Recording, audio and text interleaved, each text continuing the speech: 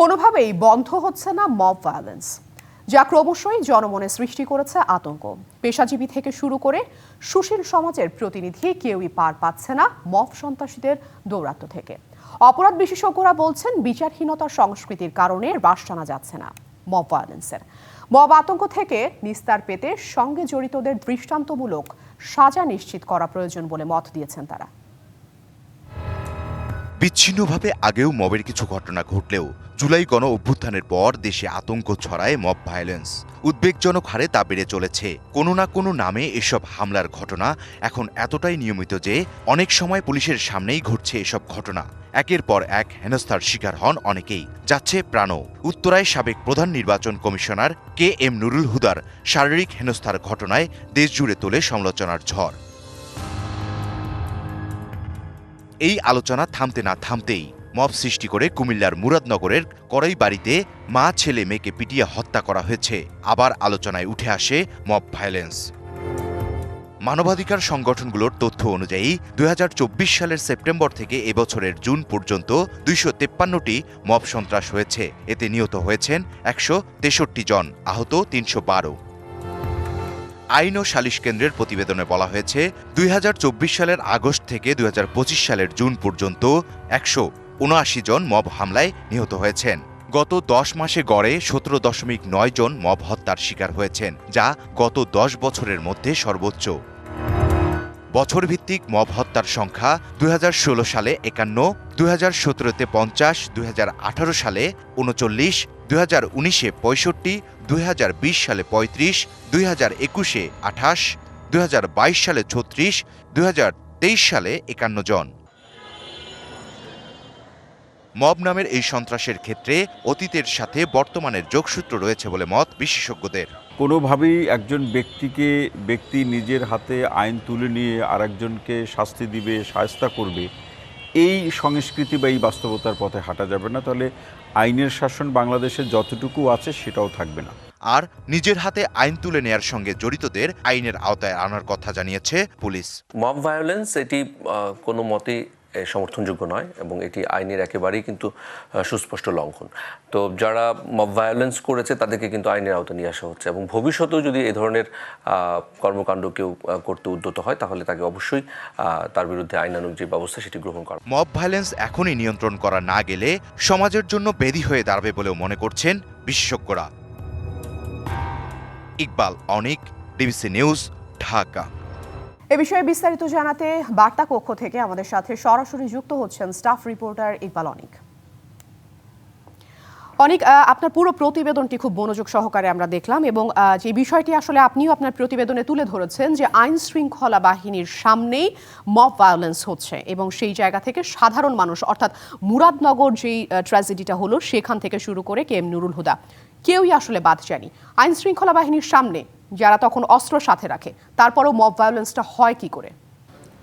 আপনি বলছিলেন যে পুলিশের সামনেই মব ভায়োলেন্সটা হচ্ছে। তো বিগত পুলিশের যে কৃতকর্ম এবং পূর্বের যে কৃতকর্মগুলো রয়েছে তারই প্রেক্ষিতে কিন্তু পুলিশের উপর মানুষের একটা আস্থা কমে গেছে। সেই আস্থা না থাকার কারণে দেখা গেছে পুলিশকেও এখন সাধারণ মানুষ মানছেন না, কারণ তাদের উপর এক ধরনের দায় চাপানো হয়। তারা বিগত সরকারকে যেভাবে সমর্থন দিয়েছিলেন বা তাদের কৃতকর্মগুলোর কারণে কিন্তু তাদের এক ধরনের মানুষের উপর তাদের উপর আস্থাহীনতার জায়গায় ভোগেন। সে কারণে তারা এখন পুলিশকে সেভাবে মূল্যায়ন করছেন না, কারণ তারা একটি পক্ষকে প্রতিনিয়ত সমর্থন দিয়ে গেছেন। আর এই যে মব ভায়োলেন্স, এইটা যে শুধু আজকে না, এটি কিন্তু বিগত সরকারের আমল থেকেই কিন্তু এই মব ভায়োলেন্সটা শুরু হয়েছিল।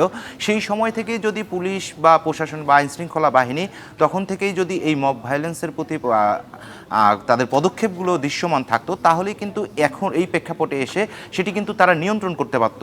কিন্তু তখন কিন্তু তারা নিয়ন্ত্রণ করেনি, বরং তখনও তারা এভাবেই ছিলেন। সেই বিষয়টি কিন্তু আমরা তখনও দেখেছি, এখনও কিন্তু সেটিই দেখতে পাচ্ছি। এবং এই যে বিগত 5ই আগস্টের পর থেকে কিন্তু বিভিন্ন জায়গায় বিভিন্ন মানুষের কাছে মব ভায়োলেন্সের সৃষ্টি হচ্ছে। এখন বর্তমান প্রেক্ষাপটে সাধারণ মানুষ যারা রয়েছেন তারাও কিন্তু আতঙ্কে রয়েছেন, অনেক উদ্বেগের মধ্যে রয়েছেন, কারণ যে কোনো মুহূর্তে যে কেউ যে কোনো নামেই যে কোনো তকমা দিয়ে মব সৃষ্টি করছেন এবং তাকে প্রতিটা মানুষকে হেনস্থা করছেন। এবং হেনস্থাগুলো আমরা কিন্তু দেখেছি যে এই গত পরশু দিনে হচ্ছে কুমিল্লার মুরাদনগরে যে ঘটনাটি ঘটেছে, একটি মোবাইল চুরির তকমা দিয়ে কিন্তু 3 জনকে হত্যা করা হয়েছে। শিয়া বাটার ও ভিটামিন ই সমৃদ্ধ লিলি হালাল বিউটি সোপ, তারুণ্যময় উজ্জ্বল ত্বকের জন্য। থানা থেকে আসামি ছিনতাই করে নিয়ে যাওয়া হচ্ছে। এই সবগুলো হচ্ছে কি একটা দেশের আইন শৃঙ্খলা পরিস্থিতি যখন অবনতি থাকে সেক্ষেত্রেই কিন্তু এই জিনিসগুলো সৃষ্টি হয়। দ্রুত গতিতে যদি আইন শৃঙ্খলা বাহিনী তাদের পূর্বের রূপে ফিরে আসে, তাদের সাধারণ মানুষের যে নিরাপত্তা নিশ্চিতের যে কাজটি রয়েছে সেটি যতক্ষণ না পর্যন্ত তারা নিশ্চিত করতে পারবেন ততক্ষণ না পর্যন্ত এই মব ভায়োলেন্স কিন্তু রোধ করা সম্ভব হবে না। অনেক আমি এই ক্ষেত্রে আপনার প্রশ্ন ধরেই একটু বলতে চাই যে আইন শৃঙ্খলা বাহিনী যদি তাদের পূর্বের রূপে ফিরে আসে, সেক্ষেত্রে পূর্বের রূপ সাধারণ মানুষের পছন্দ হয়নি, সেই কারণে আজকে তাদের এই অবস্থা। আইন শৃঙ্খলা বাহিনীর ওপর আস্থা ফেরাতে এবং এই আস্থা যে ফিরবে, এই দুটো জিনিস প্রতিষ্ঠা করার দায়িত্ব আসলে কার উপরে বর্তায়? এই যে বিষয়টি বললেন যে আইন শৃঙ্খলা বাহিনী কিন্তু একটি সাধারণ মানুষের সেবা দেওয়ার জন্যই কিন্তু তাদের মানুষের নিরাপত্তা নিশ্চিত করাই কিন্তু আইন শৃঙ্খলা বাহিনীর কাজ। তো বিগত সরকারের আমলে দেখেছি যে সাধারণ মানুষের নিরাপত্তা নিশ্চিত না করে তারা কিন্তু একটি দলের পক্ষে কাজ করেছে। বর্তমানেও যদি তারা তাদের পূর্বের রূপ থেকে ফিরে এসে সাধারণ মানুষের নিরাপত্তা নিশ্চিতের কাজটি যতক্ষণ পর্যন্ত নিশ্চিত না করবে ততক্ষণ পর্যন্ত কিন্তু তারা সাধারণ মানুষের কাছে হেয়পণ্য হয়েই থাকবেন। আর যে বিশ্লেষকরা রয়েছেন বা অপরাধ বিশেষজ্ঞ যারা রয়েছেন তারা কিন্তু বলছেন বারবার যে পুলিশকে তার সাধারণ মানুষের নিরাপত্তা নিশ্চিত করার কাজে নিয়োজিত থাকতে হবে। কিন্তু জুলাই আগস্টের আন্দোলনে আমরা কিন্তু দেখেছি পুলিশ কিন্তু নির্বিচারে মানুষের উপর নির্যাতন, গুম, হত্যা, গুলি চালিয়েছে। সেই জায়গা থেকেই আইন শৃঙ্খলা বাহিনীর উপর থেকে কিন্তু আস্থাটা মানুষের কমে গেছে। এই আস্থার জায়গাটা যতক্ষণ না পর্যন্ত পুলিশ বাহিনী বা আইন শৃঙ্খলা বাহিনী ফেরাতে পারবে ততক্ষণ না পর্যন্ত এই যে এই ঘটনাগুলো ঘটছে তা রোধ করা সম্ভব হবে না। এবং আইন শৃঙ্খলা বাহিনী কিন্তু তাদের যে কাজটা বর্তমান প্রেক্ষাপটে তারা কিন্তু চেষ্টা চালিয়ে যাচ্ছেন যাতে তাদের আস্থার সঙ্গে মানুষের নিরাপত্তা নিশ্চিত করতে পারে, সেই বিষয়টির জন্য কাজ করে যাচ্ছেন। তো নিশ্চয়ই অনেক এই যে আইন শৃঙ্খলা বাহিনীর ওপর যে আস্থা ফিরবে, তাদের পোশাক পরিবর্তন থেকে শুরু করে আমরা এই বিগত মাসগুলোতে নানা রকম আলোচনা সমালোচনা শুনেছি। আইন শৃঙ্খলা বাহিনীর ওপর আস্থা ফেরানোর আসলে দায়িত্বটা কার? এটা কি অন্তর্বর্তী সরকারের দায়িত্ব, রাজনৈতিক দলগুলোর দায়িত্ব, নাকি পুলিশ প্রশাসনের দায়িত্ব? সেটা একটু নিশ্চিত করবেন। আরও একটা প্রশ্ন আমি একটু জুড়ে দিতে চাই যে আমরা সাবেক সিইসি কে এম নুরুল হুদার ব্যাপারে দেখেছি যে পুলিশের সামনে তাকে কিন্তু লাঞ্ছিত করছেন, মব ভায়োলেন্সের শিকার হচ্ছেন, সেখানে পুলিশ উপস্থিত আছে। পুলিশের সামনে এই যে চিহ্নিত ব্যক্তিগুলো যখন গ্রেপ্তার হয় তখন 1জন বা 2জন গ্রেপ্তার হয়, বাকিদের কিন্তু কোনো সন্ধান পাওয়া যায় না। এই গাফিলতিটা কেন আসলে?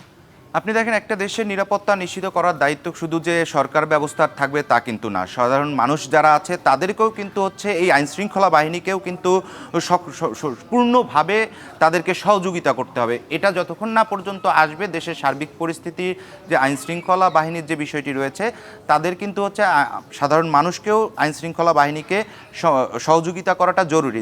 যতক্ষণ না পর্যন্ত সবার সমন্বয়ে তৈরি না হবে ততক্ষণ পর্যন্ত কিন্তু এই ঘটনাগুলো ঘটতে থাকবে। আফরিন, অসংখ্য ধন্যবাদ। অর্থাৎ আইন কোনোভাবেই নিজের হাতে তুলে নেওয়া যাবে না, আপনার বক্তব্যে পুরোটা স্পষ্ট হয়ে এসেছে। আপনাকে অসংখ্য ধন্যবাদ অনিক।